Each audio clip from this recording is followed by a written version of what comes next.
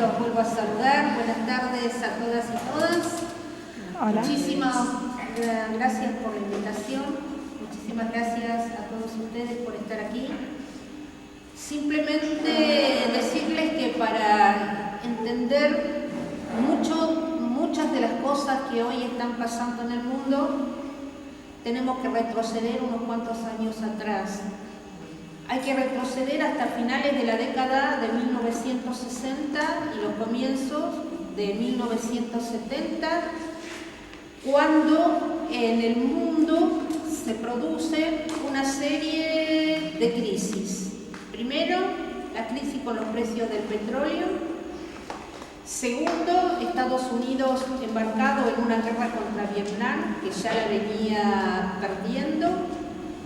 En tercer lugar, el escándalo Watergate, que es el que sacude al gobierno norteamericano de Nixon y provoca la renuncia y la caída de este gobierno. Al mismo tiempo, ya se venían desarrollando en toda la década del 60 los movimientos de liberación que se estaban produciendo a lo largo y a lo ancho, no solamente del continente africano, sino que también lo teníamos en los países de Asia y en la agitación de movimientos que se estaban produciendo en nuestra América, o sea, de reacción a las oligarquías locales y de reacción también a las políticas llevadas por Estados Unidos con respecto a la región. Entonces era un mundo muy inestable, un mundo convulsionado, un mundo que podríamos definir en crisis. En este ámbito, las corporaciones transnacionales norteamericanas, europeas y japonesas se reúnen, conforman lo que se conoció con el nombre de Comisión Trilateral y elaboran un nuevo plan de dominación mundial y de reestructuración del mundo de acuerdo a como ellas querían. Este plan fue revelado en un libro de Brzezinski, que fue asesor del gobierno norteamericano, que se llamó en inglés Entre dos edades y en castellano lleva por nombre La era tecnotrónica. ¿Qué determina este plan fundamentalmente en lo económico para los países que en ese entonces nos llamaban los países del tercer mundo? Es decir, los países que estábamos en vía de desarrollo o subdesarrollados, hoy nos llaman los países del hemisferio sur, determina entonces una reconversión económica. ¿Cuál es el rol que se le da a estos países? El de ser productores solamente de materias primas. Para que esto fuera posible, hay que destruir todas las industrias nacionales, ya fueran incipientes o que estuvieran reforzadas, que estuvieran naciendo o estuvieran a punto de nacer. Para imponerlo al modelo, en el caso de nuestra América, que se implanta las dictaduras militares, donde las Fuerzas Armadas son utilizadas por las oligarquías, por las derechas locales, por los grandes capitales nacionales ya asociados al capital transnacional, para destruir todo lo que significara un activo de independencia económica, pero también de soberanía política. Cuando cae la Unión Soviética, es decir, cuando se disuelve la Unión Soviética, y antes se produce la caída del muro de Berlín, y estamos hablando del año 1989, la Comisión Trilateral se reconvierte en el Consenso de Washington. Entonces, todo este plan elaborado por la Comisión Trilateral alcanza su clímax bajo el nombre de neoliberalismo económico en la década de 1990.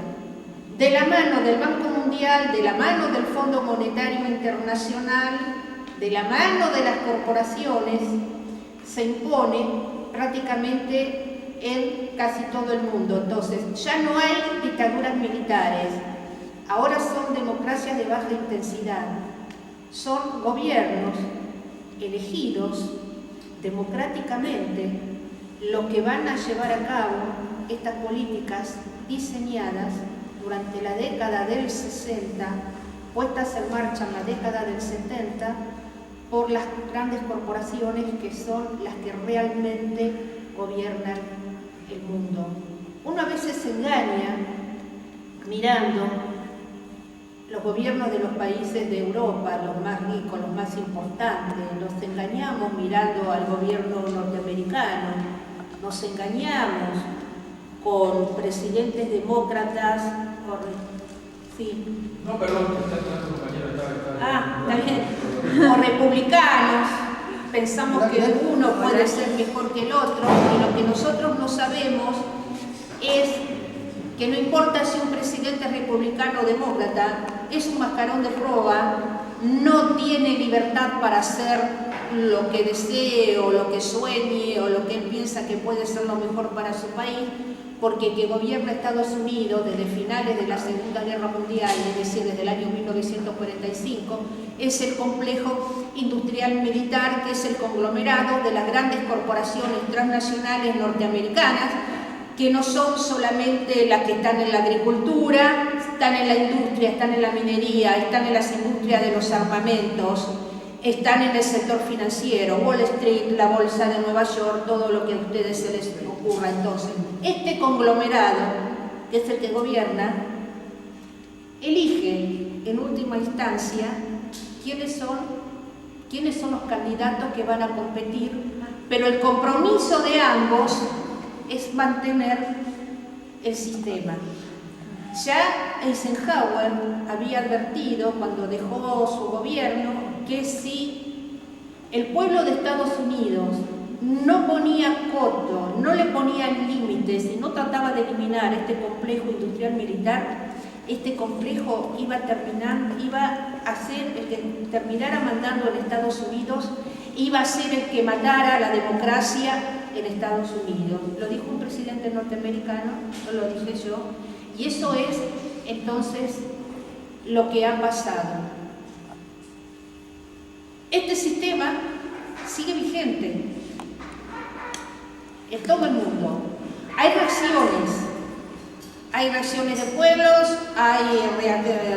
son reacciones que se van produciendo, pero no está ni muerto ni enterrado, sigue vivito y sigue coleando, y cuando puede trata de volver, como ha vuelto aquí, como ha vuelto también en Brasil, como se intenta que vuelva también en Bolivia, que vuelva en Venezuela, están tratando de que vuelva también en Nicaragua, donde han sido gobiernos que no son perfectos.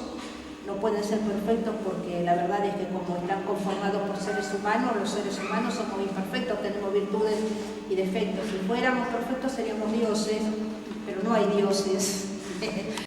Entonces, es esta lucha lo que aparece, y lo que sí también ha aparecido con muchísima claridad es, con la caída del muro de Berlín y la disolución de la Unión Soviética, el conflicto real, que nunca fue un conflicto este-oeste, nunca fue un conflicto ideológico entre si uno es marxista o no es marxista, si es socialista o no es socialista. Aparece la contradicción real, que es el conflicto norte-sur, que siempre estuvo enmascarado, que es los países más ricos y más desarrollados del mundo versus los países que estamos en vía de desarrollo o que somos subdesarrollados, que tenemos la suerte y la desgracia al mismo tiempo de poseer todos los recursos naturales estratégicos que estos países ya no tienen porque los han depredado alegremente. Somos nosotros, países de Asia, países de África, países de nuestra América, los que tenemos las tierras fértiles para producción de alimentos, el agua dulce, minerales, hidrocarburos, tenemos biodiversidad. El 80% de los medicamentos que se elaboran en el mundo se fabrican en base a plantas, que ¿dónde están estas plantas? Están en las selvas, están en los bosques y están en las floras regionales de cada uno de nuestros países. Entonces, en función de esto, nos sirve a nosotros para comprender parte de lo que nosotros estamos viviendo y para poder explicar lo que está sucediendo, no solo a nivel del país, sino a nivel de la región y también a nivel del mundo, porque no podemos vivir aislados. Y por más que estemos en el final del mundo, como dicen muchos, estamos dentro de una región y estamos también insertos en el mundo. No somos una rara avis ni no somos una isla perdida en algún punto. Es decir, estamos conectados absolutamente a todos. Y en este momento de crisis en el que estamos viviendo, en un momento de crisis donde estos países centrales han depredado todos los recursos naturales que tenían, donde muchos de ellos no solamente han depredado sus recursos, sino que también, a pesar de tener algunos, por haber llevado a cabo desarrollos agrícolas e industriales sin tener en cuenta el cuidado del ambiente, es decir, han contaminado, han sobreutilizado, tienen problemas con el agua, tienen problemas con tierra, tienen problemas minerales y hidrocarburos, pero fundamentalmente los problemas son con el agua dulce y es con la tierra fértil para la producción de alimentos. No es extraño que se haya lanzado sobre el mundo, digamos, una nueva campaña imperial y colonial. Hoy hay una gran avanzada en el mundo de carácter imperialista y colonialista por parte de estos países que son las casas matrices de las corporaciones transnacionales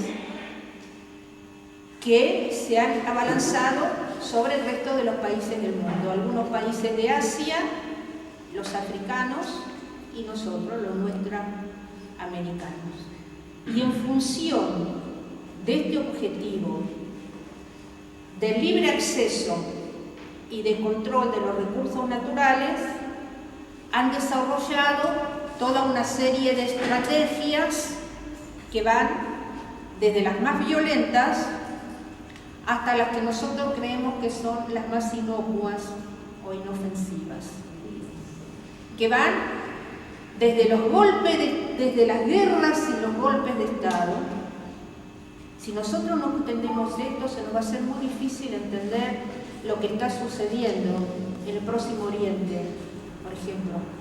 No vamos a poder entender en su momento la invasión a Afganistán, que no fue para defendernos a las mujeres de los talibanes, como decían, con la bandera de los derechos humanos, sino porque justamente Afganistán tiene grandes yacimientos de gas y de minerales altamente estratégicos. La invasión a Irak por el petróleo, luego la desestabilización y el terrorismo en el que han sumido a Siria, no solamente por su petróleo, sino también para, al ser Siria una aliada estratégica de Irán y de Rusia, dos de los objetivos permanentes que figuran como enemigos en la estrategia de seguridad de Estados Unidos y que fue ratificada en la estrategia de este año son Rusia, China e Irán. En último lugar, el terrorismo. Entonces, destruir a Siria para romper de alguna manera y a través de Siria poder avanzar contra Irán y poder desde el sur poder rodear a Rusia. No vamos a entender la invasión a Libia no solamente por el petróleo, sino también porque Libia tiene bajo su suelo parte de dos de los reservorios de aguas subterráneas más importantes del mundo, que son el acuífero de Nubia y el acuífero del noroeste del Sahara. No vamos a entender lo que desde hace un año está pasando en Yemen, que es bombardeada sistemáticamente por la aviación de Arabia Saudita, con la de los Emiratos Árabes, conjuntamente con la de Qatar, conjuntamente con la de Estados Unidos, con la ayuda de Israel, para apropiarse no solamente del petróleo que tiene Yemen, sino que Yemen controla lo que es todo el Mar Rojo.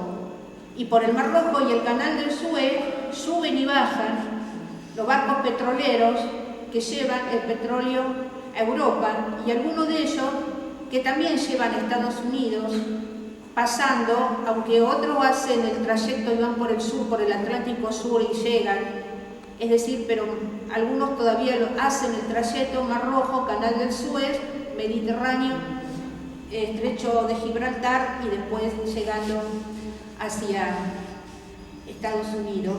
Entonces, no podemos terminar de entender que hay un rediseño geopolítico en el mundo. Se está rediseñando un mundo a lo que ellos consideran.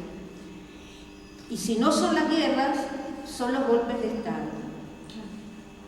Dentro de los golpes de Estado, ¿cuáles ha sido, digamos, nosotros lo hemos sufrido en estos últimos años acá en nuestro continente? Año 2004, invasión a Haití, donde el presidente Aristide fue sacado del Palacio Presidencial por marines norteamericanos, subido a un avión militar norteamericano y depositado en la República Centroafricana, porque el delito de Haití fue estar muy cerca de la Venezuela, estar muy cerca de Cuba, acuerdos comerciales y económicos beneficiosos para el pueblo haitiano para posibilitar un desarrollo económico y social, evidentemente un enemigo. Bueno, con la salida de Haití, del derrocamiento, prácticamente hoy todo lo que es Haití es una gigantesca base norteamericana. De hecho, la base de Estados Unidos está en el aeropuerto de Puerto Príncipe. Está el aeropuerto y al lado del aeropuerto están las construcciones militares, que son la base militar norteamericana, que no es nueva, que ya en el año 1999 y 2000 ya se la veía totalmente, digamos, abierta, y ahí la base. Vamos a poder entender toda la desestabilización sufrida por el presidente Evo Morales con el intento del desmembramiento de todo lo que es el Beni, Santa Cruz de la Sierra, todo lo que es el oriente boliviano, no solamente por las reservas gasíferas que se encuentran, sino también porque allí se encuentra el yacimiento de hierro más grande del mundo, que del lado boliviano se llama Mutún y del lado brasileño es el Urucum. Y además Venezuela es una de las 8 llaves que permiten el ingreso a la Amazonia, una región sobre la cual Estados Unidos viene reclamando soberanía desde el año 1817. Hace 199 años que Estados Unidos reclama que la Amazonia le pertenece, con argumentos que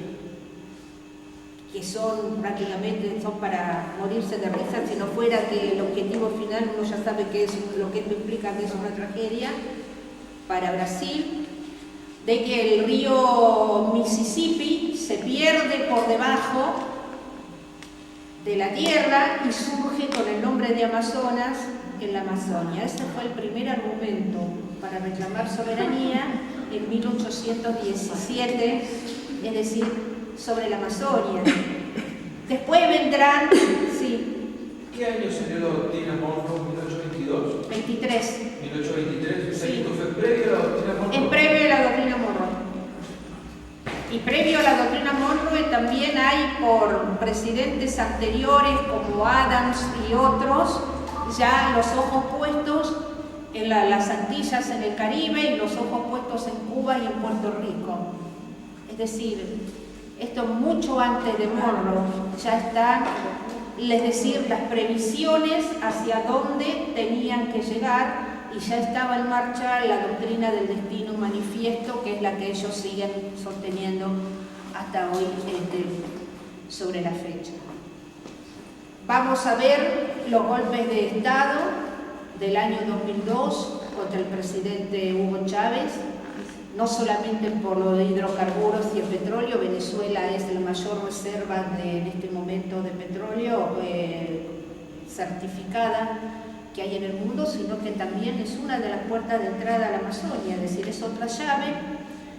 Vamos a ver el golpe de Estado contra el presidente Zelaya en el año 2009, el derrocamiento por la pretensión de Zelaya, simplemente de a través de una constitución devolver bajo soberanía hondureña los recursos naturales y los sectores estratégicos que están en manos de las corporaciones transnacionales. La mayoría de nuestros pueblos ignoran que algunas de las que participaron en el golpe de Estado contra el presidente Zelaya, que además quería cerrar las bases norteamericanas instaladas en Honduras, fueron corporaciones transnacionales mineras que son dueñas del 30% del territorio de Honduras y que, oh casualidad, son las mismas que están aquí en Argentina. Y son las mismas que están a lo largo y a lo ancho de nuestra América. Es decir, esas estuvieron implicadas.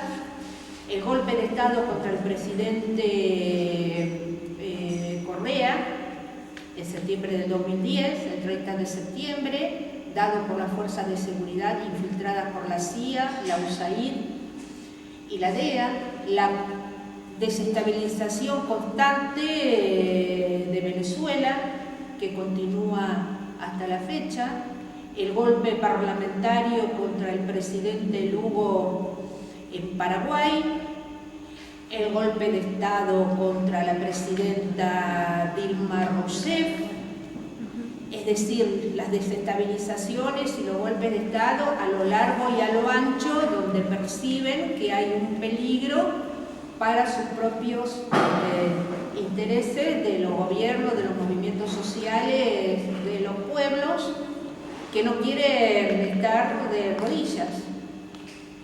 Y algunos que, aunque estén medio arrodillados, no quieren estar arrodillados de todo. Bueno, esos también caen todos en la volteada porque dejan de ser confiables. Desde estas dos formas, que son las más brutales, hay otras más sutiles. Otra manera son los canjes de deuda por naturaleza. Es decir, se le perdona a un país parte de su deuda externa, que normalmente son 10 millones de dólares, 25 millones de dólares, a lo sumo podríamos llegar con una cifra máxima a 100 millones de dólares, que son contratos y acuerdos que se hacen entre el Departamento de Estado norteamericano y estos países, a los cuales se les perdona esta porción de deuda externa a cambio de la entrega de zonas con recursos naturales. Pueden ser bosques, selvas, áreas con agua, con minerales, con tierras fértiles. Es decir, y hay países nuestros que lo han hecho Paraguay, lo ha hecho Perú, lo ha hecho Costa Rica, lo ha hecho Panamá. En el caso de Perú, este acuerdo fue el que llevó, si ustedes se acuerdan, de la matanza de Baguá, cuando se levantaron los pueblos originarios y marcharon y los masacraron, que la corporación transnacional fue a reclamar como propia esa porción del territorio amazónico peruano. Bueno, fue un acuerdo hecho por el gobierno peruano, es decir, donde los pueblos se dan cuenta, salen en defensa, pero los masacran. Entonces, tiene que ver con parte de estos acuerdos de canje de deuda por naturaleza, que algunos son a perpetuidad y otros se hacen por 25, 30, 50, 100 años, con lo cual se hipotecan el presente y el futuro de unas cuantas generaciones de los países nuestros. Después pasa, por ejemplo, por patrimonio mundial, patrimonio de la humanidad, patrimonio mundial de la humanidad. Este objetivo nació con ideas muy sanas y muy hermosas en la década de los 70, con la intención de preservar zonas en ambiente natural que hacen al equilibrio del mundo, que hacen al equilibrio del ambiente y del clima, para que pudiéramos gozar todos de los beneficios. Lo que pasa es que un par de años después de su nacimiento, les agregaron unos protocolos adicionales. Los protocolos adicionales determinaron que el país restringe su soberanía sobre la zona con recursos naturales que ha sido declarada Patrimonio de la Humanidad. ¿Qué quiere decir esto? Supongamos que yo tengo un bosque o tengo una selva. Vamos a poner un ejemplo. Cerca de ese bosque, cerca de esa selva, pongámosle, tengo población. Tengo una aldea, tengo una ciudad pequeña, más grande, lo que fuera.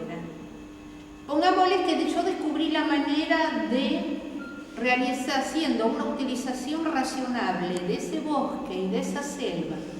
Es decir, que puedo utilizar algunos ejemplares con la consigna, como decía Simón Bolívar en el año 1825, muy bien, usamos un árbol, pero plantamos un hijo de ese árbol para seguir manteniendo, que fue el primer ecologista no de pueblo originario que tuvimos en el continente. Quiere decir que yo busco la manera de poder desarrollar un proyecto que lleve avance social y económico a la población que tengo ahí, mejorar su calidad de vida, su estilo, pero cuidando el ambiente, el entorno, en armonía con la tierra, con la naturaleza. No puedo hacerlo, porque al ser patrimonio de la humanidad, mi soberanía quedó restringida y yo no puedo tocar absolutamente nada, tengo que conservar como está. Bajo esta excusa de patrimonio de la humanidad, agencias gubernamentales de los países centrales y corporaciones transnacionales se agarran de esto para penetrar y para exigir, diciendo que como la soberanía no pertenece al país, entonces hay una soberanía compartida, ellos tienen derecho a ingresar para cuidar que ese Estado al que le agraciaron con patrimonio de la humanidad cumpla los compromisos. Es decir, nosotros estamos permitiendo, esto es lo mismo que cuando en el gallinero uno permite que el zorro sea el guardián. Ya sabemos lo que pasa con los gallos y la gallina cuando el zorro cuida al gallinero entra. Es decir, esto pasa. Ahora, esto no es de eternidad. Esto es la decisión política de un gobierno, de un pueblo que diga: nosotros no queremos estar más como patrimonio de la humanidad, queremos recobrar soberanía. ¿Qué es lo que hizo el presidente Correa con las Galápagos? Porque las Galápagos estaban como patrimonio de la humanidad y los habitantes de Galápagos, y de esto doy fe porque he estado unas cuantas veces en Ecuador y he estado reunido con las mujeres, los encuentros y todo, y contaban ellos, tenían un documento especial, un carnet identificatorio, tenían que entrar y salir con ese carnet, ningún ecuatoriano podía fincarse en la Galápagos, para entrar había que pedir permiso, ni siquiera ellos que eran pescadores artesanales podían pescar porque les decían que la pesca artesanal que hacían para el sustento diario alteraba el ambiente de las Galápagos. Entonces, hoy en día Galápagos está bajo soberanía del pueblo ecuatoriano y es el presidente Correa el que hace arreglo con quién va a ir a investigar o algo, pero los ecuatorianos que viven en la Galápagos pueden disponer libremente de la residencia en la isla y de hacer la vida económica a la que estaban acostumbrados. El problema para Argentina es que nosotros tenemos como patrimonio de la humanidad las cataratas del Iguazú, la quebrada de Humahuaca, el Valle de la Luna en San Juan y Chigualato de La Rioja, los hielos continentales, la península de Valdés, el glaciar Perito Moreno, patrimonio de la humanidad. Yo me cansé de solicitar al Congreso de la Nación que por favor sacaran un proyecto de ley, que lo enviaran a la UNESCO diciendo que no queremos ser más patrimonio de la humanidad. Bueno, nunca me escucharon. Patrimonio de la humanidad es muy bueno, ¿saben cuándo? Cuando hay que preservar ciudades antiguas, cuando hay que preservar monumentos, cuando hay que preservar todo esto que hace a la cultura de la civilización humana, porque entonces hay dinero para la preservación.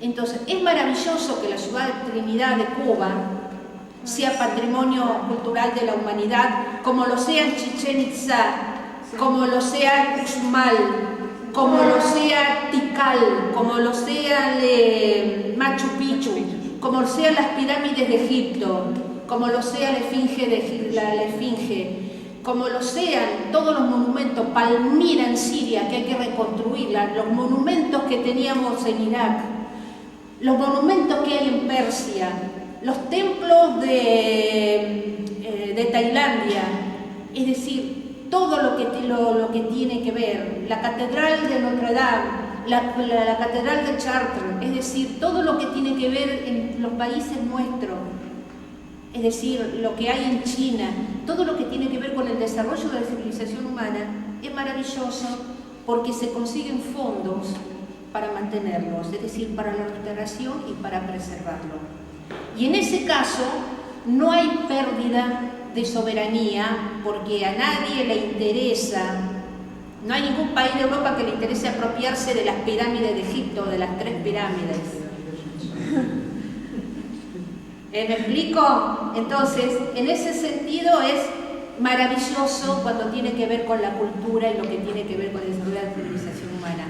Lo malo es que con esos protocolos adicionales que impusieron, los países pierden soberanía sobre zonas con recursos naturales cuando aceptan que sean un patrimonio de la humanidad.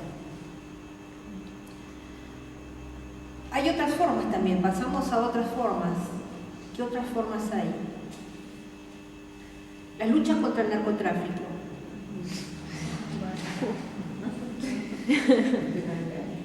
La lucha contra el narcotráfico le permitió a Estados Unidos sembrar de bases militares toda la región.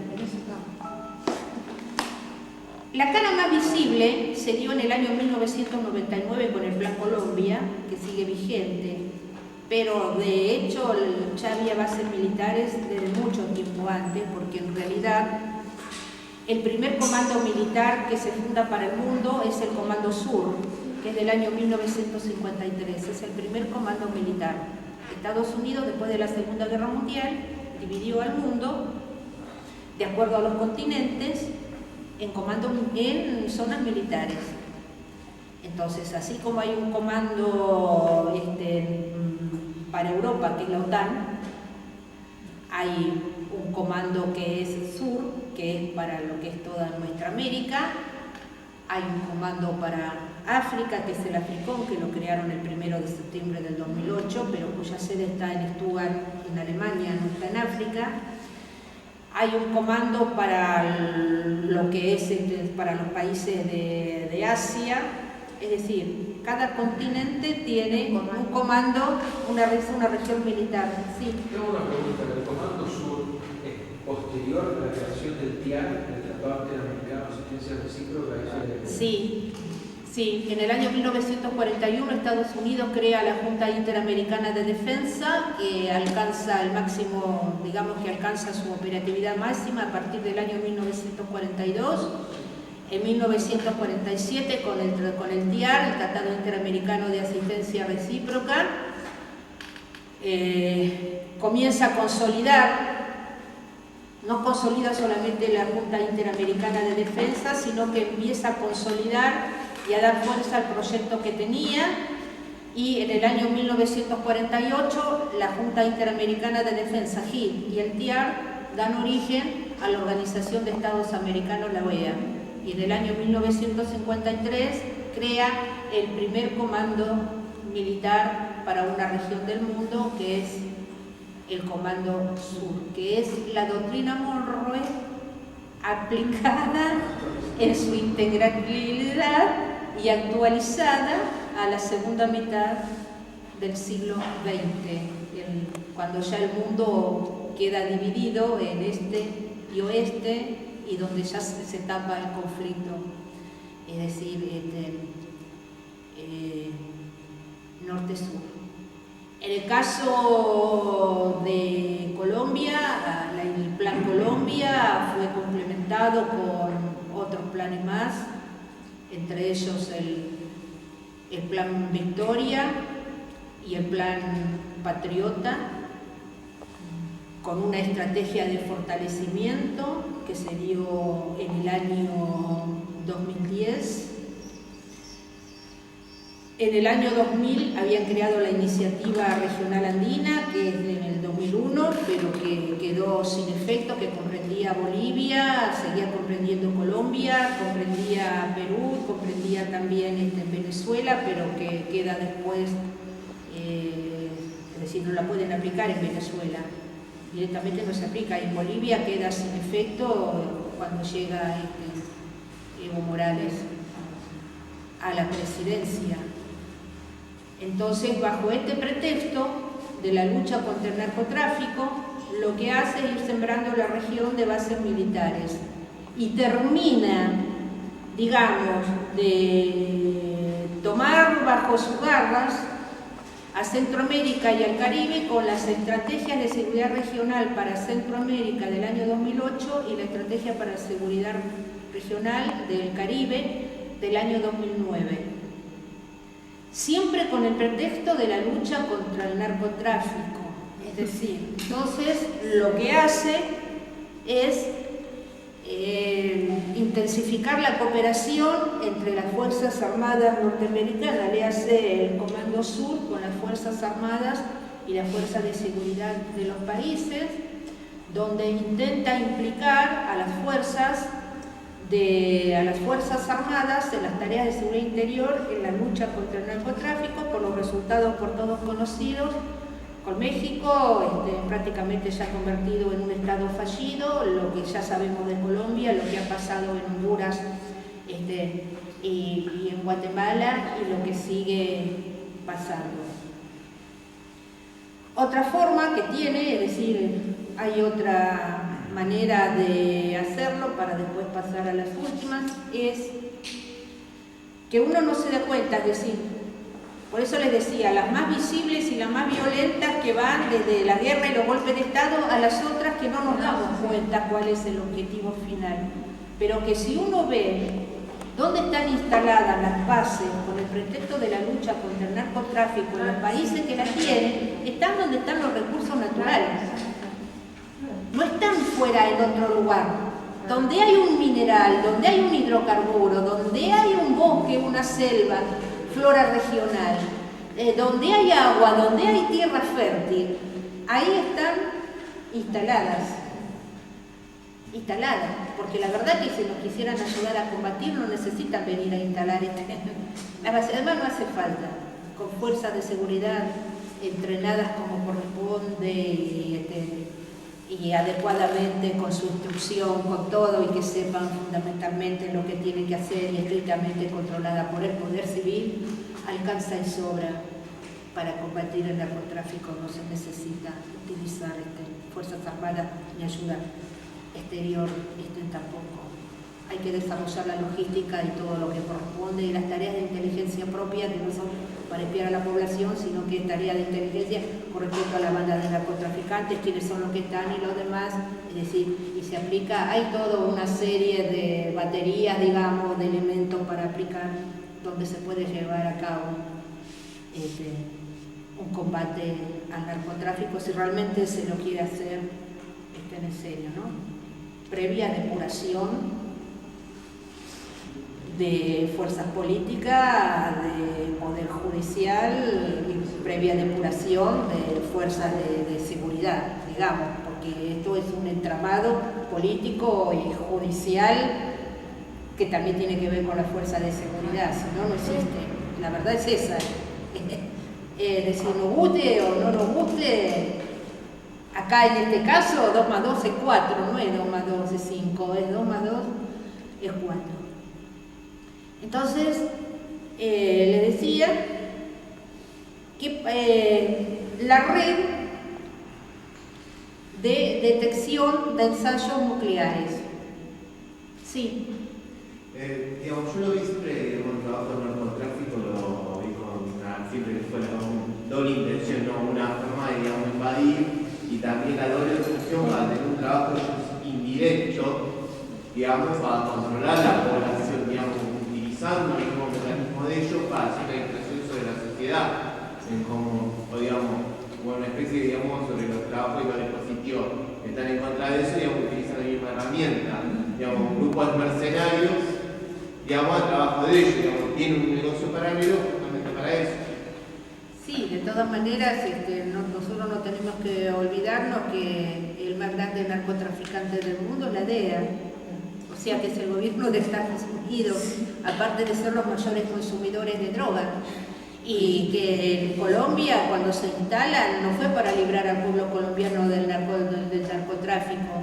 Ellos se enfrentaron a los carteles de Cali y de Medellín, terciaron en la producción y la distribución de drogas. O sea, fue el intento se destruyen los carteles para manejar ellos. De hecho, Vox Populi, y esto uno lo lee en Estados Unidos también, que toda la campaña Irán-Contras en el 79, en contra del ejército sandinista y en contra de la revolución iraní, fue financiada por la DEA, con producto del dinero traído de la droga. Y si realmente hubieran querido terminar con el tema de las drogas, que fue también una de las excusas que pusieron en Afganistán, habría que preguntarse por qué Afganistán sigue siendo uno de los más grandes productores de opio en el mundo, y por qué Turquía también sigue, digamos, en el mismo camino. Es decir, y esto es Vox Populi, nadie ha desmentido absolutamente esto, ¿sí? No, también se utilizó la droga para destruir el movimiento negro de Estados Unidos, con el plan Por eso, sí, lo usan como una herramienta. Un caballo de Troya más. Es un caballo de Troya más. Con respecto a la red esta, que es una red de control de ensayos nucleares, acá tenemos un grave problema nosotros también como argentinos. ¿Por qué? Esta red fue diseñada bajo el paraguas de Estados Unidos. De hecho, la oficina central se encuentra en Viena, en Austria, con países signatarios del Tratado de No Proliferación Nuclear, y además, en el caso nuestro, nosotros somos signatarios del Tratado de Tlatelolco, que declara a nuestra América zona libre de armas nucleares. Cosa que es una falsedad, porque todos sabemos que en Malvinas, que es una base de la OTAN y de Gran Bretaña pertenece a la OTAN, hay armamento nuclear, y todos sabemos que en las islas del Caribe, que pertenecen a Holanda, a Francia y a Gran Bretaña, que son bases de la OTAN también, seguramente hay armamento nuclear, pero no importa, nadie denuncia esto. Muy bien, en esta red decidieron agraciarnos a 89 países con 321 bases. Esto no es nuevo. Esto viene desde mucho antes, esto viene desde la década del 80. Y en realidad, el primer acuerdo lo hace en 1987 Raúl Alfonsín. ¿El primer acuerdo para la instalación de supuestas bases científicas que van a controlar que en el mundo no se produzcan detonaciones subterráneas de armas atómicas ilegales y de armas de destrucción masiva ilegales, a través de distintas técnicas como es la medición del aire, la prospección sísmica y el ultrasonido. En la década del 80, siendo Alfonsín, sí acepta este acuerdo, y además ustedes no se olviden que en el acuerdo que hace con Estados Unidos nosotros desactivamos todo el plan nuclear que teníamos y se desactiva el Cóndor 2. Son las condiciones que nos imponen. Esta es la verdad, esta es la historia, le guste a quien le guste. Las verdades a veces son muy dolorosas, pero uno tiene que conocerlas. Y yo como historiadora no me puedo callar la boca, porque mi tarea es buscar la verdad. Entonces, ¿qué pasa? Entonces dicen, bueno, y claro, hubo 89 países que aceptaron, entre los 89 nosotros, porque además esto está aprobado por ley del Congreso en el año 2002. Eso sí. Una ley del 2002. Muy bien, ¿dónde están las bases No sé. científicas? Bariloche. Sí, en Bariloche hay una. Bariloche, Paso Flores, que también está en Río Negro. La de Paso Flores la negoció Alfonsín. Y durante el gobierno de Néstor Kirchner, en el año 2006, se firmó un acuerdo con el Departamento de Estado norteamericano para la construcción de la base de Paso Flores. Están los documentos. Estas bases son construidas por el gobierno norteamericano. El personal que hay es norteamericano y el único compromiso del país es dar la seguridad a la base para que esté. Una en Traful, en Villa Traful, en Neuquén, una en Coronel Fontana, en San Juan, una en Salta, 2 laboratorios en la Comisión Nacional de Energía Atómica, uno de los cuales está funcionando desde hace bastantes años en el último piso de la CONEA y al cual no se puede acceder. Ahí en la Avenida Constituyentes, y al cual no se puede acceder porque está prohibido, y 2 en Tierra del Fuego, Toluín y Ushuaia. Si ustedes se fijan, cierren por un momento los ojos, imaginen el mapa de la Argentina y fíjense dónde están ubicadas estas supuestas bases científicas. ¡Qué casualidad! Agua dulce, minerales, hidrocarburos, pozos de energía geotérmica. El país tiene como unos 70 pozos de energía geotérmica que podría utilizar para desarrollar energía alternativa no contaminante para salir tanto de la dependencia del petróleo y del gas y de lo que otros tenemos. O sea, ¿dónde están? Bueno, estos acuerdos están vigentes. Ley del Congreso del año 2002. En este momento no me acuerdo el número, pero es decir, se encuentra, y en mi libro, de hecho, en un libro mío, La Guerra del Agua, está todo el detalle y está el número de la ley. Es decir, están. Y de este tema no se habla. Y esto también es un peligro, es decir, para nosotros, porque los acuerdos que se hacen con el Departamento de Estado, ojo que es de propiedad norteamericana aunque esté en territorio nuestro, ojo que tiene impunidad, ojo que tiene inmunidad, es como si fuera una embajada. ¿Había algo similar en el Ministerio de Defensa, puede ser? En el Ministerio de Defensa había una delegación de Estados Unidos, una delegación militar, que Nilda Garré la echó del Ministerio de Defensa, ordenó que se fueran los agregados que estaban en los edificios de las 3 Fuerzas Armadas y que se dirigieran a la Embajada de Estados Unidos. Pero digamos, este tema nunca se trató. ¿Cuál es la otra manera también que uno no se da cuenta? Y después voy a dejar, falta una que la voy a dejar para el final. ¿Cuál es la otra forma? Oh, sorpresa, los tratados bilaterales o regionales de libre inversión o de comercio, que como dicen ellos, nos van a traer la panacea y que son, la verdad es que son gravísimos. Yo les voy a contar, cuando se lanzó el ALCA, que en realidad el ALCA se lanza en la primer cumbre de las Américas en Miami en el año 1994 formalmente, pero ya venía de la mano de Bush padre en el año 1991 bajo la iniciativa, ya venía con el nombre de Iniciativa de Libre Comercio para las Américas, y se logra lanzar en la cumbre, en la primer cumbre de las Américas en Miami en 1994. Muchos compañeras y compañeros lo leían de atrás para adelante, de arriba para abajo, lo que entonces se conocía porque no salía todo, no había manera de conocer En realidad nos enteramos unos cuantos años después de lo que era todo. Y los análisis que hacían se quedaban en las cuestiones meramente comerciales, económicas, en el tema del flujo de capitales, de las transacciones, de esto y aquello. Pero a mí me decía, acá hay algo más que todo esto. ¿Por qué? Porque ya en el año, ya desde unos años antes,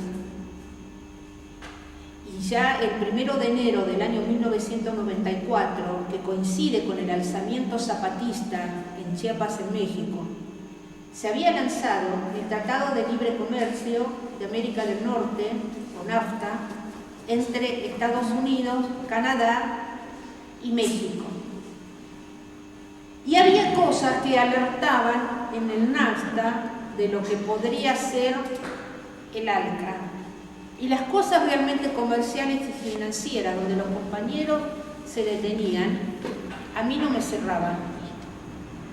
Porque además, como buena historiadora que soy, acostumbrada a trabajar con documentos, adoro la arqueología. Y he viajado mucho por todas partes del mundo. Entonces me encanta detenerme donde voy y prácticamente donde voy hago arqueología de lo que veo. Entonces aprendí a mirar más allá de un documento, aprendí a mirar más allá de las cosas. Y los que nos dedicamos a estos temas normalmente aprendemos a ver el bosque detrás del árbol. Puede ser que tengamos el árbol adelante, pero hemos aprendido a traspasar el árbol, a mirar hacia atrás y hemos aprendido a elevarnos y desde la altura mirar todo el bosque. Entonces, cuando uno viene trabajando tanto con los temas y con todo, en tareas de arqueología y en tareas de documentos y de lo demás, empieza a decir, hay algo que a mí no me cierra. Los compañeros me decían, no, pero esto, no, compañero, esto no es la cosa de la cuestión. Acá hay algo más. Hasta que por fin me hice de todos los documentos del ALCA, todos, eran como 1000 hojas, llenos de llamadas, corchetes, asteriscos, llave, una flecha para acá escrito al costado, una flecha para abajo. Era una cosa que era como, vos entras a leer esto, vos terminás porque te terminás, cuando te lo escribiste aburrí o algo, o sea, te embota. Que te van al capítulo por capítulo, párrafo por párrafo, corchete por corchete, llaves por acá, todo en detalle.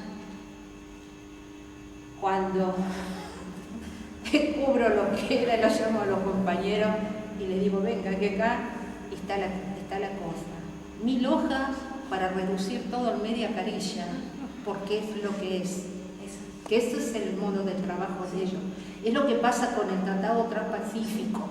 1000 hojas para reducir, después que vos ya sabés. Entonces me dicen los compañeros, le digo, compañero, el problema no es la comercialización, es decir, no es el financiamiento o esto o el tráfico de capitales o lo de demás. Le digo, acá hay 4 hechos que son gravísimos. Primero, todos estos tratados, todos, absolutamente todos, reciban el nombre que reciban, ponen en igualdad de condiciones a la empresa transnacional con la empresa nacional. Además, todos estos tratados permiten a la empresa transnacional que venga a invertir donde se le ocurra. Aquí que nos encontramos con la salud y la educación bajo el nombre de servicios, de bienes y servicios. Y aquí que, por ejemplo, el tema del agua está bajo el nombre de materias primas. Pueden invertir en tecnología, en insumos, en lo que se le ocurra. Estos tratados dicen que un Estado puede tener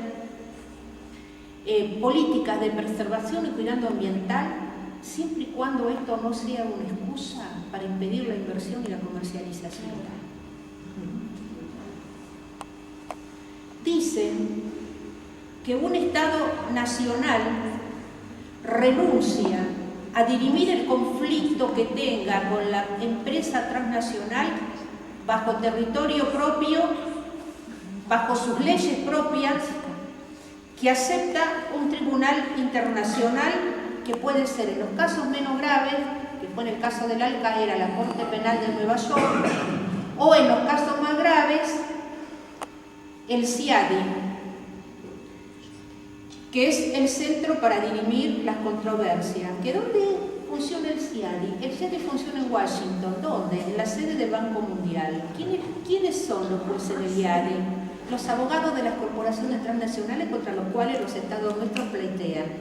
Y por último, que dice que los laboratorios y las farmacéuticas están autorizados a apoderarse del conocimiento que le brinda la flora de una región o las comunidades que viven en esa región, a patentar eso de lo que se apropian, a cambio de darle a esos países o a esa comunidad una indemnización por esta biodiversidad que se les ha robado.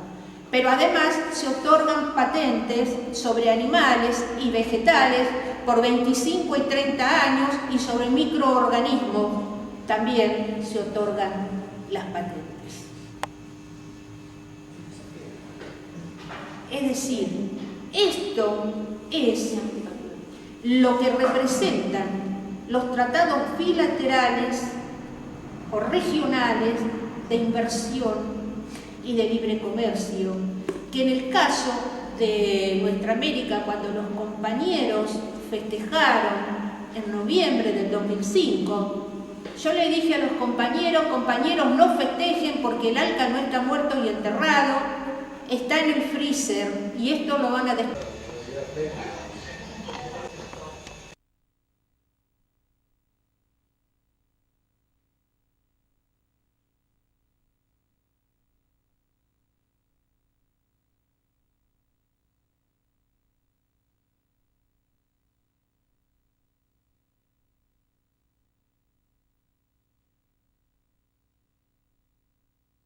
de Europa y América del Norte. El objetivo final es el enfrentamiento militar con Rusia. El objetivo final es la guerra con Rusia. En la estrategia de seguridad de Estados Unidos dice que sus tres grandes enemigos son, primero Rusia, segundo China, tercero Irán y en cuarto lugar el terrorismo. Entonces, ¿qué es lo que buscan? A través de este tratado, a través de la incorporación de los países de Europa del Este que formaron parte de lo que y de algunas de las que fueron ex repúblicas socialistas soviéticas cuando existía la URSS, integrarlas, ¿qué es lo que buscan? Llevar a Europa a una confrontación militar con Rusia para no poner ninguna preciosa vida norteamericana, que sean otra vez los europeos los que paguen con su sangre, con su esfuerzo, con su sudor, con sus lágrimas, lo que Estados Unidos pretende, que es destruir a Rusia. Cuando uno escucha hablar a economistas alemanes, empresarios alemanes, los empresarios alemanes dicen, no, por favor, los rusos de nuevo en Berlín, no. Esta vez los rusos no van a llegar a Berlín, porque esta vez el potencial de armamento que tiene Rusia es tan enorme, es tan complejo, es tan tecnológicamente perfecto que no necesita mandar soldados, le va a bastar con apretar los botones para borrar Europa del mapa, ni siquiera un soldado ruso va a tener que ingresar, y esto lo ha reconocido el jefe de la OTAN, que no están en condiciones de hacer militarmente frente a los rusos, y lo ha reconocido, lo acaban de reconocer el gobierno de Gran Bretaña, que ellos no están en condiciones de ir a una guerra con Rusia. Entonces, está planteada la confrontación. Y por el otro lado, a través de esta alianza del Pacífico, primero, creada por Estados Unidos, donde están Estados Unidos, está México, está Chile, está Colombia y está Perú, que en su momento fue pensada como una cuña para intentar romper el Mercosur y como una cuña también para poder insertarse dentro de la UNASUR y romper, es a través de esta alianza proyectarse hacia el Transpacífico, es decir, la Alianza Transpacífica. En esta Alianza Transpacífica están implicados los países del Pacífico, de Asia.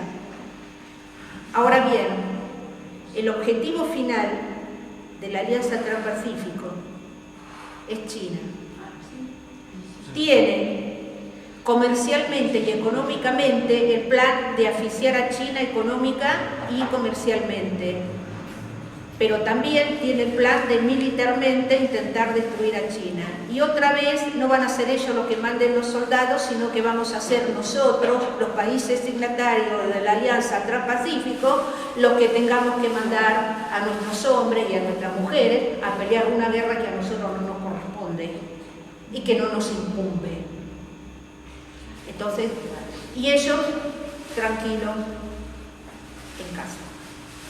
Más allá de todas las mismas características que tiene el NAFTA, que tiene el CAFTA, que tiene el ALCA, que tiene todo, porque todos tienen los mismos parámetros. Pero el ALCA no tenía este componente militar que no se dice, pero que uno lo lee cuando se queda, digamos, se traduce cuando uno lee los documentos elaborados por el Pentágono, el Departamento de Defensa y el Departamento de Estado norteamericano. Y el objetivo final es, voy contra China, y el objetivo final por un lado, y después el otro voy contra Rusia. Los rusos y los chinos, que no son ningunos tontos, y los iraníes tampoco, tienen un pacto de alianza ofensivo-defensiva. Y hay países asiáticos que se han integrado a este pacto de alianza con Rusia y con China, porque, es decir, no son tontos.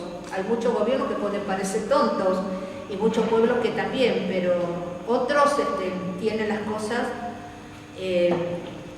muy claras. Ahora, hay toda una serie, y acá me voy a detener en estos tratados, de resoluciones de Naciones Unidas que son de los años 1952 y 1953, la resolución 1803 del 14 de diciembre del año 1962, la Carta Mundial de la Naturaleza del 28 de octubre de 1982, el Convenio de Diversidad Biológica, que es del año 1991, y otra serie de convenios que reconocen la soberanía de los estados sobre sus recursos naturales.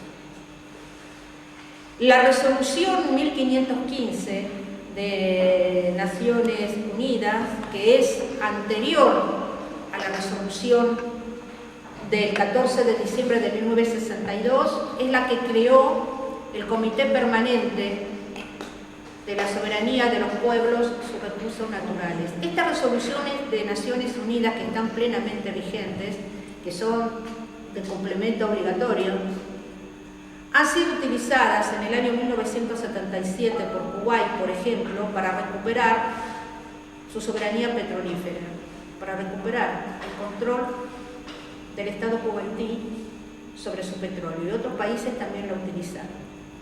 La resolución 1803 es la columna vertebral de UNASUR. UNASUR fue estructurada de la mano de Ali Rodríguez Araque, del cual he tenido el honor de ser colaboradora sobre esta resolución. ¿Qué dice la resolución 1803? Que ni siquiera se enseña en las carreras de derecho, en las facultades de derecho de nuestro país. Porque de esto no se habla. Estas son las herramientas a nivel internacional que un Estado posee para recuperar hasta la última gota de sus recursos naturales o hasta el último centímetro de su tierra, para recuperar todas sus empresas estratégicas. Esta es la llave maestra, es la que abre la puerta de la recuperación. ¿Qué dice esta resolución? Reconoce plenamente el derecho, la soberanía de los pueblos, de los países, de los estados, sobre sus recursos naturales. Dice que ningún organismo financiero internacional puede obligar a un Estado a desprenderse de su patrimonio público ni a entregar sus zonas con recursos naturales a cambio de un préstamo.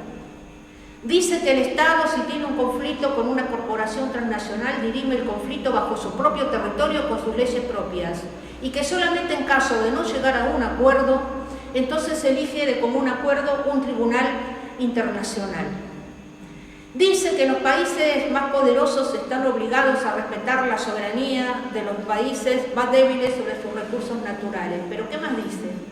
Dice que si un país tiene zonas con recursos naturales que estén en manos de grupos nacionales o grupos extranjeros, y estos recursos naturales hacen la integridad de ese país, hacen al desarrollo social y económico de ese país, porque sostiene la resolución que los recursos naturales tienen que ver con el desarrollo social y económico de los pueblos, que tiene que ver con el bienestar de los pueblos, que tiene que ver con la integridad de esos pueblos y de esos países, está autorizado a expropiarlos y a recuperarlo, porque el bien general está por sobre el bien particular.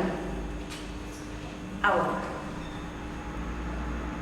la pregunta es, ¿por qué no se informa a los pueblos?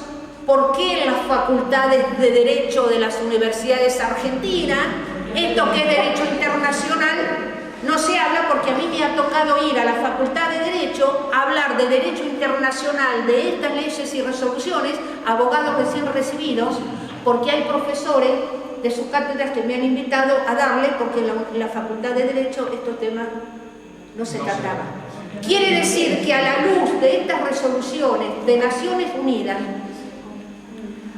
todos estos acuerdos bilaterales, regionales, de libre comercio, de inversión, las cláusulas son ilegales, ilegítimos y son inconstitucionales. ¿Saben por qué? Porque la resolución 1803 dice que las leyes y las constituciones nacionales de los países tienen que adecuarse a estas resoluciones internacionales y a la resolución 1803, que toda la legislación de un país se debe ajustar obligatoriamente a la resolución 1803.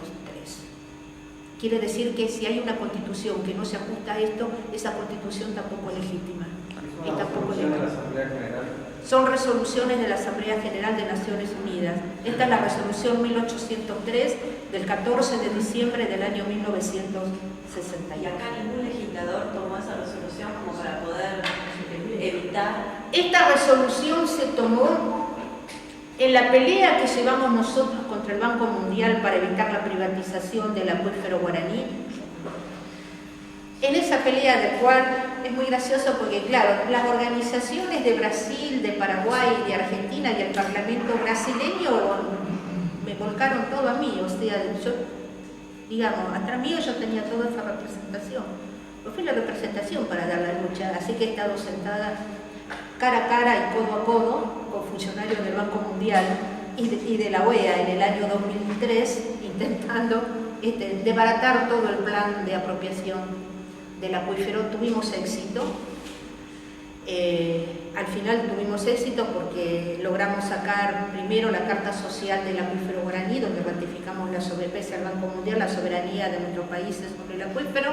Después logramos en el año 2005 que los presidentes del Mercosur la firmaran, y en agosto del 2010, en la 34 reunión del Mercosur, logramos incorporar como base para el fundamento de la soberanía de nuestros pueblos la resolución 1803, esta que les cuento.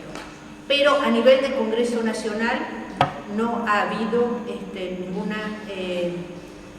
respuesta. No ha habido respuesta. Es decir, que cuando a mí me dicen que no se puede recuperar recursos naturales y que no podemos recuperar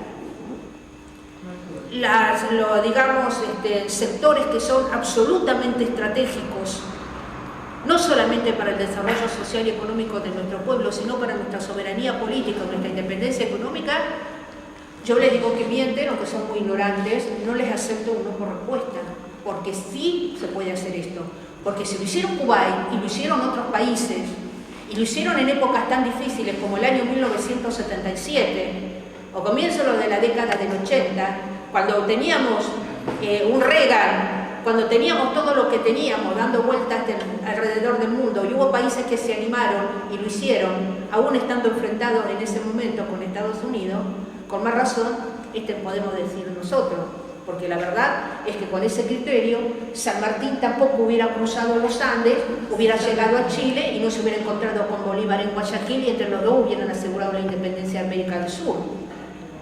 Entonces, pero dicen, no.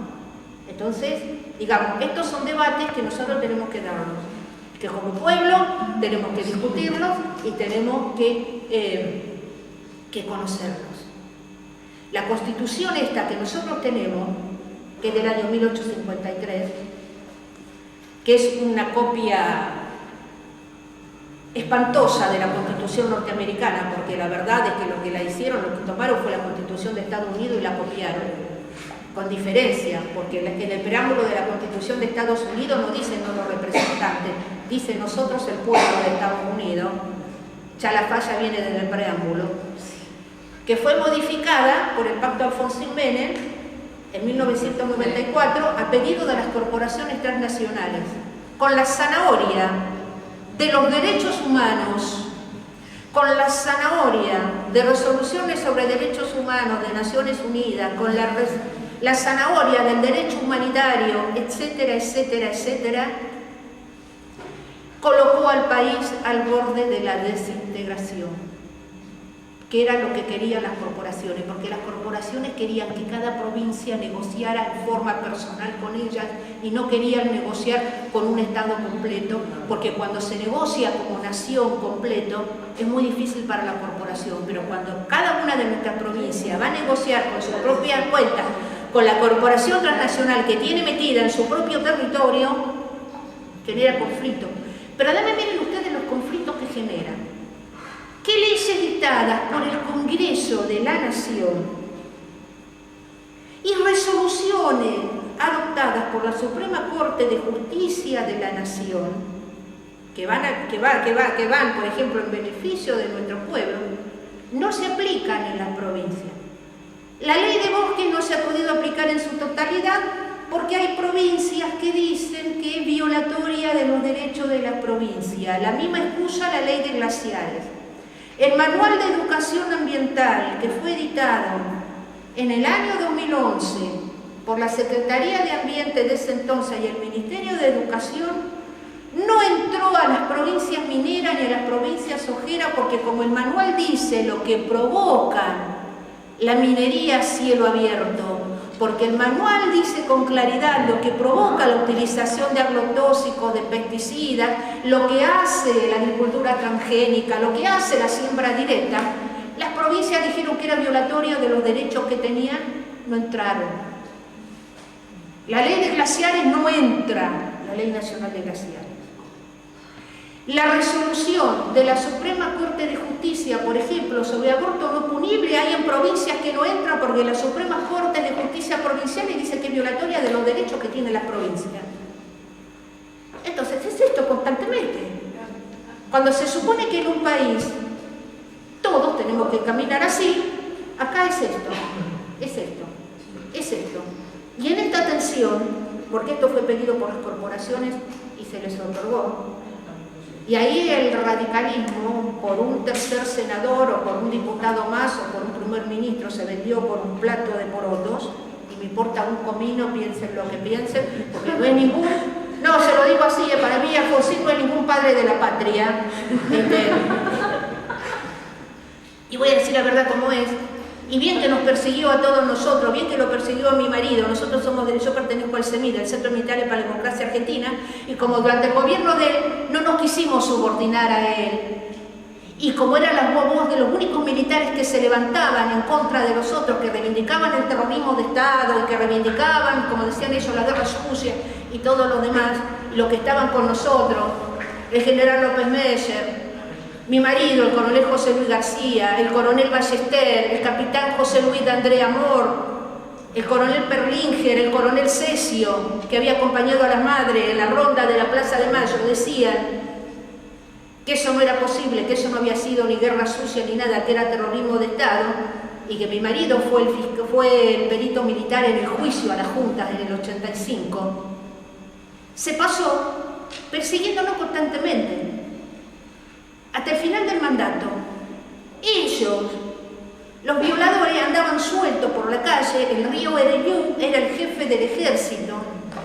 Ellos podían decir todo lo que quisieran. Aquellos que defendían la democracia y los derechos humanos fueron perseguidos permanentemente. Mi marido se pasó los 6 años de Alfonsín o detenido en regimiento militar o con arresto domiciliario por decir que defendía la democracia y porque defendía los derechos humanos.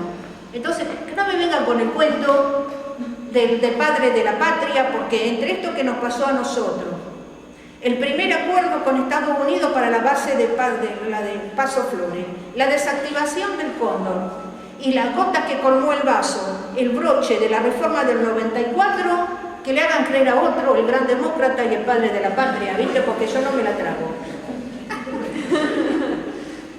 ¿Qué quiere que le diga? Como decía Chávez.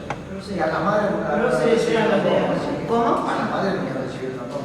Bueno, estas son, es decir, son las cosas que han pasado, que son reales.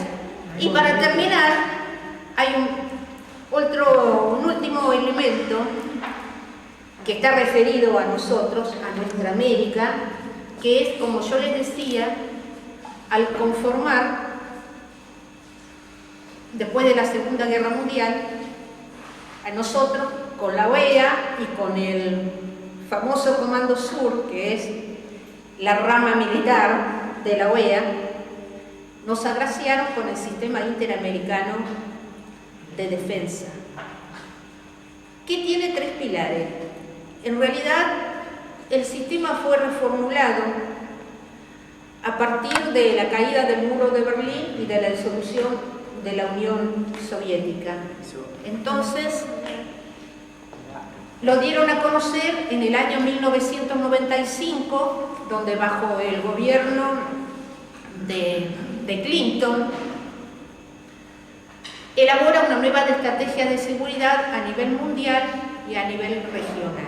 Entonces ahora pasa a llamarse Sistema Interamericano de Defensa, que corresponde al hemisferio occidental, porque nosotros no nos llamamos Latinoamérica y el Caribe, nos llamamos hemisferio occidental, que tiene 3 pilares. Primero, un pilar político que es exclusivamente la democracia representativa. No acepta democracia participativa ni democracia directa. La democracia es específicamente representativa, que fue tomado en la reunión de Santiago de Chile en el año 1991 y a la cual se le adosó una resolución, la famosa resolución 1080, que dice que ningún gobierno que haya surgido de un golpe de Estado dado contra un presidente elegido constitucionalmente será reconocido. La única vez que se aplicó esta resolución 1080 fue durante el golpe de Estado contra el gobierno del presidente Chávez en el año 2002. Después no funcionó ni para Aristide, ni para Zelaya, ni para Lugo, ni menos aún está funcionando para Dilma, porque se supone que esos son golpes constitucionales porque están dados por el Parlamento, pero son verdaderos golpes de Estado. No funcionó. 2, un sistema económico neoliberal globalizado que, como dicen ellos, nos permite detectar todo tipo de inestabilidad que se produzca en las regiones. Inestabilidad que está dada ¿por quién? Por los pueblos que resisten y por los gobiernos que resisten. Que en este sistema económico, como les decía, para nosotros fueron el NAFTA, el CAFTA y después el ALCA, transformado en Alianza de Camino hacia la Prosperidad, y ahora a través de la Alianza del Pacífico nos quiere llevar para el otro lado. Que ese es el componente económico. Y por último, un componente militar, que está dado por, primero, la formación de civiles en el Centro de Estudios Hemisféricos, que depende de la Universidad Nacional de Defensa de Estados Unidos, que depende del Departamento de Defensa de Estados Unidos, que funciona, por supuesto, en Washington. Este Centro de Estudios Hemisféricos fue creado en la reunión de ministros de Defensa de las Américas, en la reunión de Bariloche en 1997, a pedido del innombrable de entonces. En este Centro de Estudios Hemisféricos se forman civiles para ocupar las dos primeras líneas en los ministerios de Defensa y de Relaciones Exteriores de nuestros países. En la Argentina, por lo menos hasta la llegada del gobierno de Kirchner, ya habían pasado como 1000 y pico.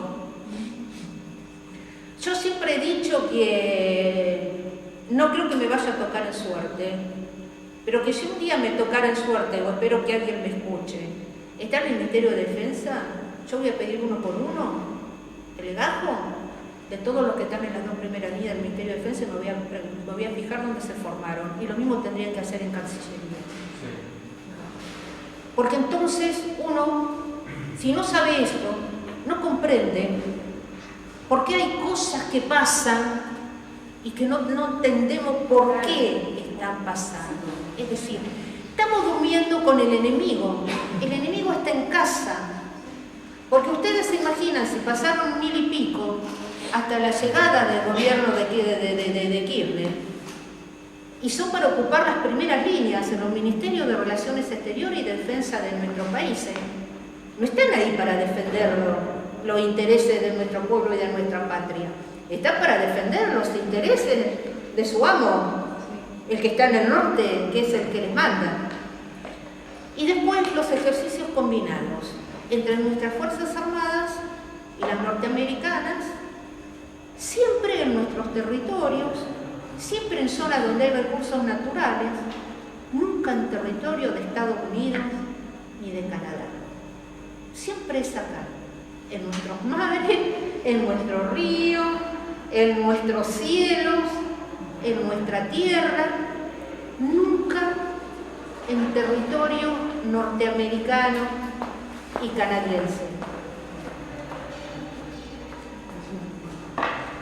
Nosotros hemos sostenido, y este es un debate que yo lo propuse en la última reunión de UNASUR, en la que participé el 30 y el 31 de mayo del año 2013, allá en Caracas, que también era el final de mandato de Ali Rodríguez Araque. Estábamos discutiendo el tema de los recursos naturales, y yo me acuerdo que le dije a todos los presentes, a las delegaciones oficiales y a las no oficiales, porque había representantes de movimientos sociales en el lugar. Me acuerdo que yo le dije a los compañeros que había llegado el momento donde teníamos que discutir todas estas cosas que yo le estoy diciendo, que con más detalle, si entran a semida.com.ar, hay un documento que dice la apropiación de los recursos naturales hoy, que es el documento que yo preparé para la Secretaría General de UNASUR, donde está con mucho más detalle, del año 2013, donde está con mucho más detalle detallado esto que les estoy contando. Lo dije ahí, dije que era el debate que teníamos que dar, que nosotros teníamos que debatir todas estas distintas formas de apropiación de recursos naturales, pero además que teníamos que decidir de una vez por todas. Porque, a nuestro entender, no se puede estar con un pie en la OEA y con un pie en UNASUR y la CELAC, porque son el agua y el aceite. No se puede estar con un pie en el Comando Sur y con un pie en el Consejo Suramericano de Defensa. No se puede enviar a nuestras Fuerzas Armadas, integrantes de nuestras Fuerzas Armadas, o nuestros civiles que vayan a formarse en defensa al Centro de Estudios Hemisféricos y tener una escuela suramericana de defensa y tener un centro de estudios estratégicos de UNASUR, que son esqueletos vacíos. Es decir, no podíamos aceptar a la Comisión de Seguridad Hemisférica No se pueden ni se deben aceptar las reuniones de ministros de la defensa, de nuestros ministros de defensa, con los ministros de defensa de Estados Unidos y los de Canadá. Creemos que no se debe asistir a las cumbres de las Américas. Creemos que hay que denunciar el TIAR y la JIP. Los países del ALBA lo han hecho Nicaragua, al TIAR lo denunció México. A la JIP y al TIAR denunciaron Nicaragua, Bolivia, Venezuela y Ecuador. No podemos aceptar que en las embajadas norteamericanas en nuestros países, junto con el embajador norteamericano, haya un representante del Comando Sur y haya representantes de la CIA, de la DEA y del FBI.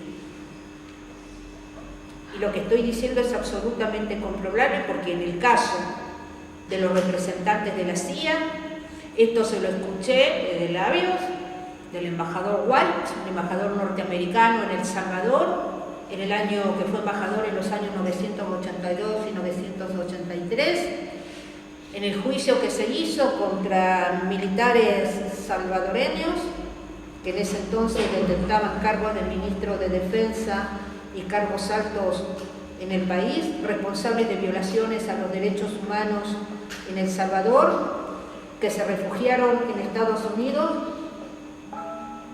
que su víctima lo localizaron, que se le hizo juicio en Estados Unidos. Mi esposo fue el perito militar en el juicio y el embajador le contó al juez y al jurado, a los 6 hombres y 6 mujeres, blancos, latinos y afroamericanos que se encontraban allí, que en la embajada norteamericana en El Salvador había representantes de la CIA que reportaban directamente al Departamento de Estado y de Defensa del Pentágono, que a él no lo reportaban, que él ignoraba las actividades que ellos realizaban, y que en cada embajada norteamericana donde estuviera en el país siempre iba a haber elementos de la CIA presentes que no reportaban al embajador. Están y tenemos las declaraciones por escrito, porque tengo carpetas enteras con todos los juicios y con las declaraciones que se han hecho. Y lo dije, y lo vuelvo a repetir, lo dije en UNASUR, y le dije que a mí me preocupaba muchísimo que nosotros perdiéramos el tiempo y que nos pasara como los bizantinos, que por tanto discutir sobre el censo de Los Ángeles no se dieron cuenta que los turcos estaban a la puerta de Constantinopla, primero Bizancio, después Constantinopla, hoy Estambul, y que cuando se dieron cuenta ya era demasiado tarde y que esperaba que a nosotros no nos pasara lo mismo que le pasó a los bizantinos. Pero bueno, como ustedes sabrán, las condiciones han cambiado en lo que es nuestra región. No estamos en el mejor momento. UNASUR y la CELAC están bastante paralizados. Nunca pudimos poner en marcha el Banco del Sur porque por alguna extraña razón los gobiernos argentinos y brasileños se negaron a poner la parte de dinero que faltaba, y lo único que lo habían puesto era Bolivia, Ecuador y Venezuela, y necesitábamos que todos cumplieran el compromiso que se había firmado de aportar para el Banco del Sur. Perdimos la maravillosa oportunidad de poner en marcha el Banco del Sur, perdimos la maravillosa oportunidad de asociarnos a través del Banco del Sur con el Banco de los BRICS y hacer realmente en esta alianza estratégica un bloque para poder pararnos mejor frente al resto de los bloques que están y de lo que están sucediendo. Y últimamente, para terminar, decirles que desde el 10 de diciembre de este año, como ustedes se habrán dado cuenta, hemos vuelto a las relaciones carnales con Estados Unidos y con Gran Bretaña. Se han reactivado viejos planes de Estados Unidos que no los había podido imponer durante estos últimos años. Sabrán ustedes que en mayo una delegación del Ministerio de Defensa Argentina, y en función del acuerdo firmado entre Macri y Obama, acudió a Estados Unidos, se reunió con la secretaria para el hemisferio occidental, pero también con integrantes de los departamentos de defensa y del Pentágono de Estados Unidos para reforzar los lazos de cooperación militar, que no tienen que ver solamente con el tema de la compra o la modernización de armamentos, sino fundamentalmente la subordinación e ir a pelear por lo que Estados Unidos considera que son sus enemigos. Y en esas reuniones se ha dado por primera vez en el país algo que no se había dado nunca, ni bajo ningún gobierno constitucional, ni bajo ninguna dictadura, que fue el ofrecimiento por parte del gobierno argentino al gobierno norteamericano de la instalación de bases militares de Estados Unidos en el país. El ofrecimiento concreto fue hecho en Misiones, con el pretexto de la lucha contra el narcotráfico y el terrorismo, y al sur en Ushuaia, con el que, fíjense ustedes, coincide Ushuaia con el tratado, como les decía, la base para ver que no haya armas de destrucción masiva, la prueba, supuestamente para dar apoyo logístico a las expediciones científicas que van a la Antártida. Con respecto a Misiones, este es un anhelo que tiene unos cuantos años. Ya por los años 1999 y 2000, desde diversos medios de comunicación norteamericanos, y de acá se hicieron eco los grandes diarios de acá, específicamente La Nación y Clarín, se hablaba de la existencia de células de Al Qaeda en la zona de la Triple Frontera. Llamando también ellos, que llamaban células terroristas, también hablaban de Hamas y de Hezbollah. En esto yo tengo diciendo absolutamente con ellos, porque Hamas y Hezbollah son movimientos de liberación de pueblos. Entonces los movimientos que son de liberación, que luchan por su libertad, que luchan por su independencia, que luchan por su derecho a la vida, nosotros no podemos decir que sean terroristas. Es decir, son movimientos de liberación. Pero bueno, para Estados Unidos da lo mismo un movimiento de liberación que un terrorista real. Al Qaeda sí es terrorismo, Al Qaeda es terrorismo puro. Además es una creación de Estados Unidos, con más razón. Entonces, ¿qué se escondía detrás de esto? Porque fue lo que a nosotros nos hizo sospechar. Yo he viajado bastante por Misiones, me gusta mucho, voy a pasear muy seguido, me encantan las cataratas, así que conozco muy bien toda la zona de la Triple Frontera. Sé lo que pasa bien, todo, porque bueno, uno está por ahí, tiene amigos también. Entonces, fuimos a averiguar, y fue ahí donde descubrimos que el motivo, donde se hablaba de la base se instalaba de la instalación en San Ignacio, donde están las ruinas, es uno de los puntos más importantes de descarga y recarga del acuífero Guaraní, que es el tercer gran reservorio de agua subterránea del mundo, que compartimos Argentina, Brasil, Paraguay y Uruguay. Entonces nos dimos cuenta que venían por ahí, pero además era muy gracioso porque cuando uno cruzaba para Foz de Iguazú, o incluso andaba por San Pablo, o andaba por Araraquara, a 200 kilómetros de San Pablo, es el límite noreste final de la porción del acuífero Guaraní que le corresponde a Brasil.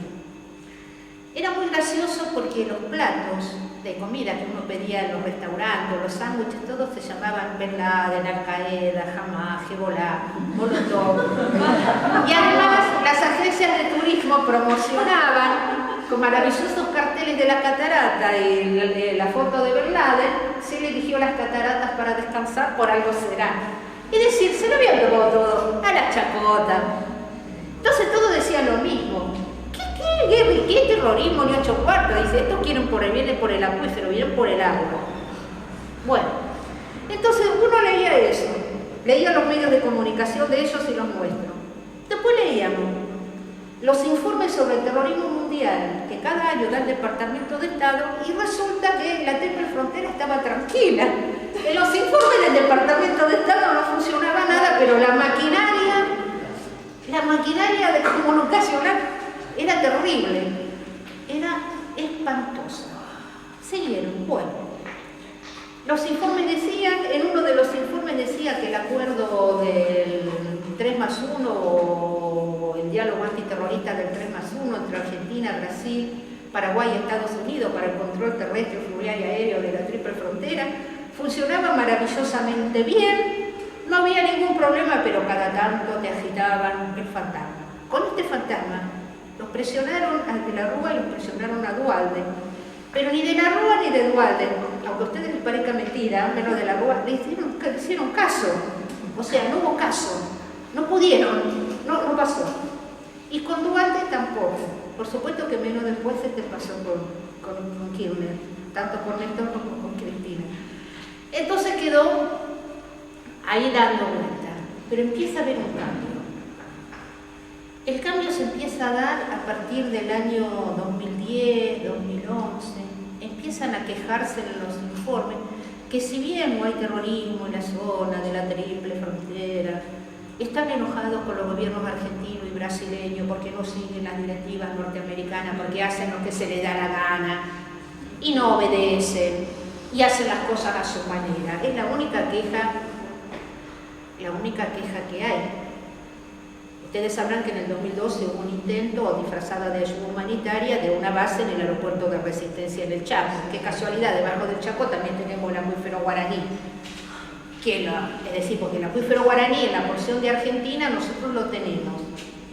Está debajo de las 3 provincias mesopotámicas, Misiones, Corrientes, Entre Ríos, debajo de los esteros de Liberá, está debajo de las cataratas del Iguazú, está debajo de Formosa, debajo del Chaco, está debajo de Santa Fe, está también parte debajo de Santiago del Estero, porque es la última información que nos dejó el Banco Mundial antes de irse el 30 de enero del 2009, es decir, lo tenemos debajo de los ríos Paraguay, Pilcomayo, Bermejo, Salado del Norte, está Paraná, Uruguay, es decir, está debajo de todo. Bueno, ahí, entre la protesta en el Chaco que se levantó toda la población, nosotros, y junto con Cancillería y Defensa, abortamos el proyecto que había comprado Jorge Capitanich. Es decir, en el lugar donde iban a estar los norteamericanos, ese edificio quedó para la defensa civil del Chaco. Bueno, se armó un despelote de aquello, bueno, se pudo instalar. Y resulta que, ¿qué cosa? Que a partir del 10 de diciembre del año pasado, otra vez se empieza a agitar el fantasma de células terroristas en la zona de la triple frontera. Y darle que va, y sigue, y cuando uno lee las declaraciones de defensa nuestro, de la delegación que estuvo, hablan que van a pelear contra el terrorismo, la zona de la triple frontera, el narcotráfico, y le dice lo del sur para lo demás. Y este año se produce un hecho que es gravísimo. En el informe mundial sobre terrorismo, que da a conocer los primeros días de junio, ahora de este año, en el capítulo dedicado al hemisferio occidental, específicamente a Argentina,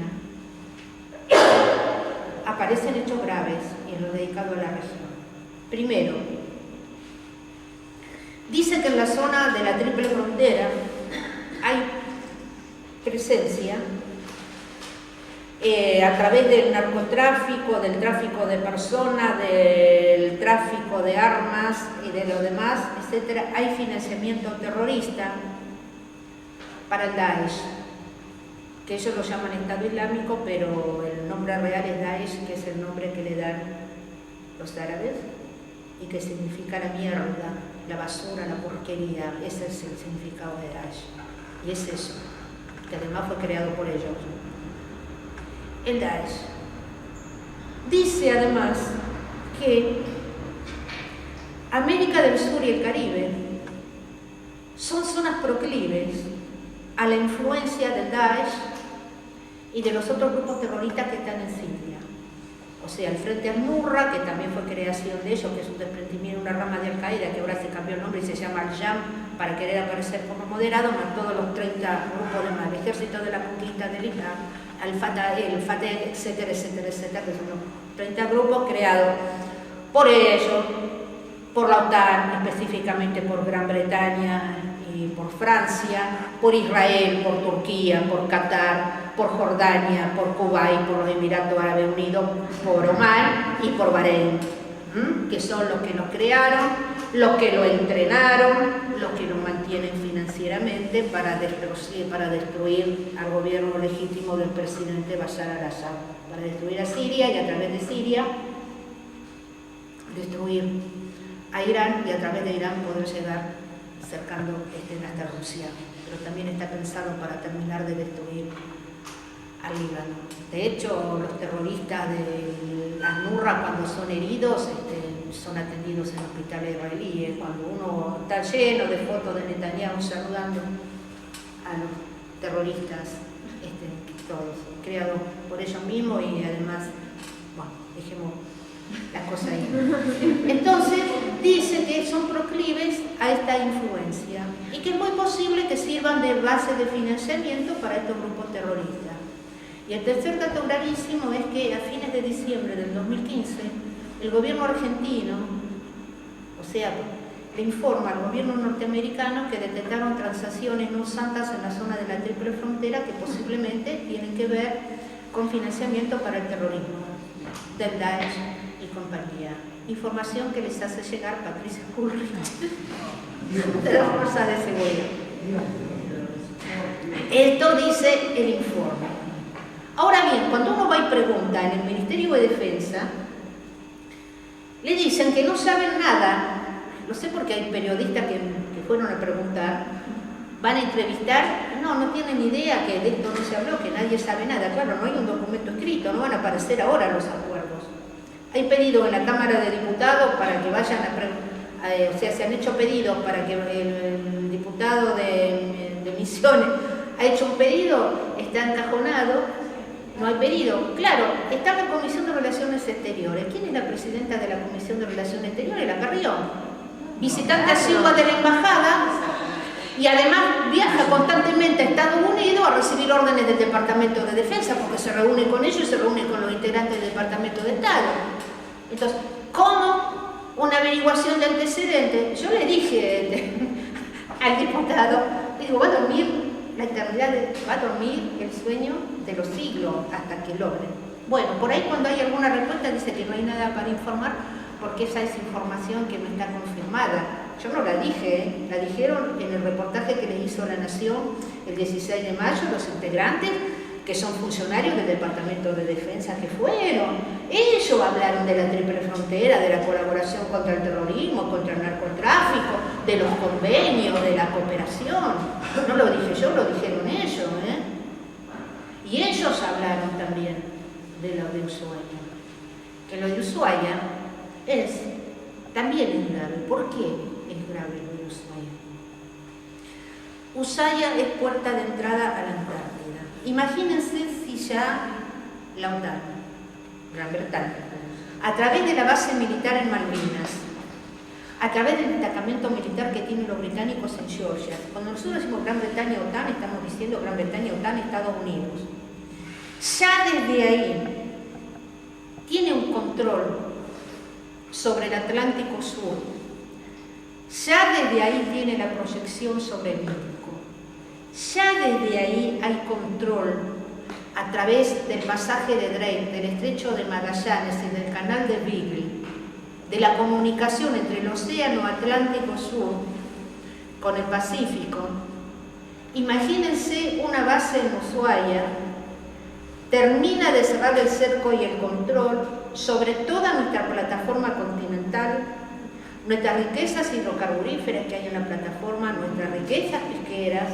Hay que recordar que el Atlántico Sur es la zona de mayor variedad, diversidad y volumen de peces en el mundo, sobre los crustáceos, los mariscos, toda la vida marina que nosotros tenemos ahí, sobre los nódulos polimetálicos, que son concentraciones de minerales altamente estratégicos que se utilizan para todo tipo de industria y para la industria aeroespacial y también militar que están en el fondo del Atlántico Sur.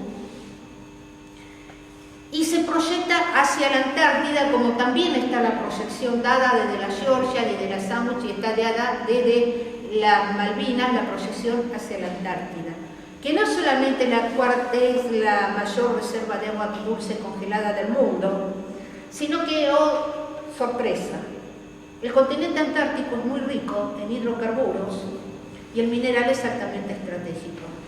Y por esas extrañas casualidades de la vida, en el sector de la Antártida, donde se superponen los reclamos de soberanía de Argentina, Gran Bretaña y Chile, y especialmente en la península antártica, se encuentran los mayores yacimientos de hidrocarburos del continente antártico y hay una buena cantidad de minerales estratégicos. ¿Qué sucede?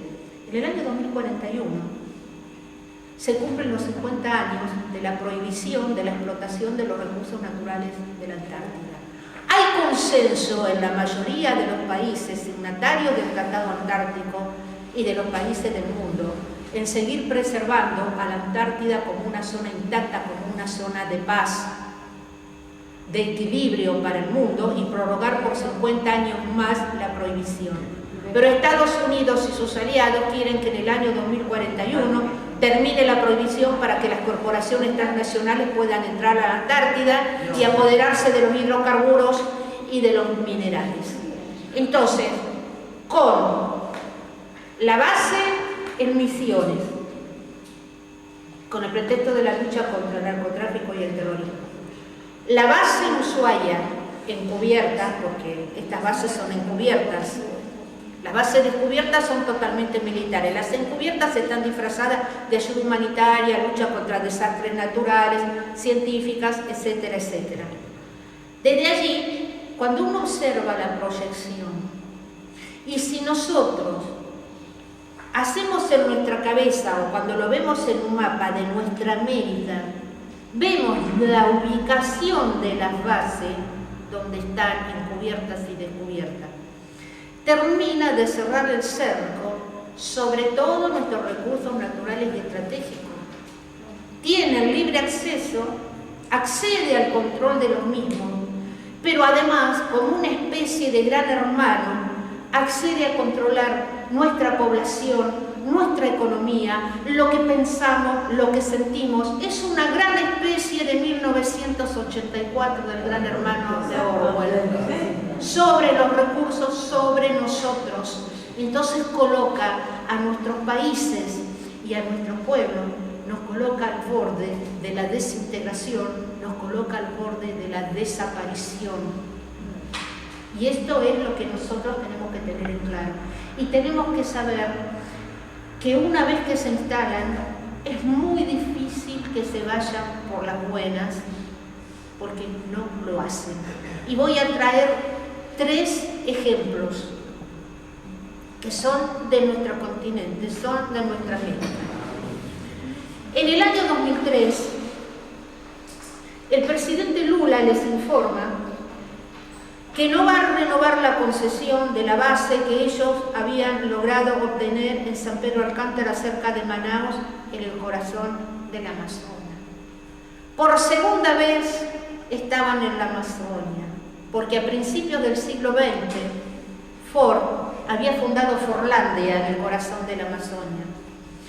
Y hasta el principio de la década de 1940, las corporaciones norteamericanas, las transnacionales, pero a su vez también iglesias, entre comillas, habían logrado hacer pie.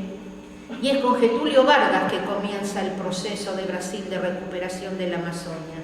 Y para terminar de recuperarla, por eso la fundación de Brasilia. Brasilia está en el lugar exacto donde todo el Atlántico brasileño y la Amazonia se unen. Y por eso son las carreteras transamazónicas, todo el control del CIBAN, del CIPAN, todo el sistema de vigilancia que desarrolla para reafirmar la soberanía del país sobre la Amazonia, logra desactivar todo el plan que estaba, digamos, formulado y ya puesto en marcha para apoderarse, logra desactivar el plan de internalización de la Amazonia, logra desactivar el plan de patrimonio de la humanidad, los distintos gobiernos brasileños, pero logran hacer pie con los gobiernos neoliberales de la década del 90 en Manaos. en San Pedro Alcántara, cerquita de Manaus, en el corazón de Amazonia. Cuando asume Lula le dice, bueno, se venció el contrato, no, nosotros nos renovamos la concesión, devuelvan San Pedro Alcántara a los brasileños. Sí, se la devolvieron, pero antes de irse la volaron. En ese momento, en esa base, 23 brasileños perdieron la vida, entre trabajadores, técnicos e ingenieros que estaban desarrollando el prototipo del lanzador satelital B1 de Brasil. Número 2. Ecuador. En el año 2009, el presidente Correa le dice que no hay renovación de la base de Manta, que el 31 de diciembre tienen que irse. Además, la Constitución ecuatoriana prohíbe que en territorio ecuatoriano se instalen bases militares extranjeras. Está prohibido, no se puede hacer, eso es traición a la patria. Lo prohíbe. Muy bien. Bueno, se van.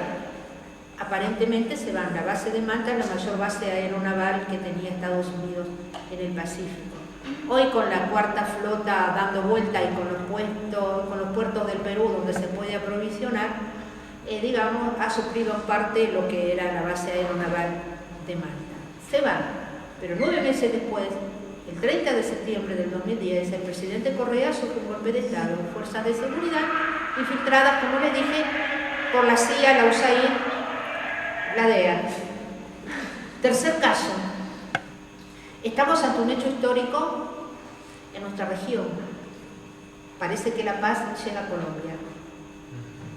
Los acuerdos de paz entre la FARC y el gobierno colombiano siguen viento en popa. Esperemos que el pueblo de Colombia los apruebe. En teoría, Estados Unidos tiene que dejar la base. En teoría no puede tener las 7 bases. Muy bien, tiene 7 bases. ¿Qué inventó para no irse? Y ese es uno de los temas que trataron con Macri acá Obama cuando vino. Las misiones de paz de Naciones Unidas. Las misiones de paz de Naciones Unidas no son misiones de paz, sino que son misiones de ocupación. Las Fuerzas Armadas de los países que participan en las misiones de paz van a realizar tareas de seguridad interior en los países a donde van a ser fuerzas de ocupación de esos países y normalmente estas ocupaciones, déjame redondear, conllevan necesariamente violaciones a los derechos humanos para la población.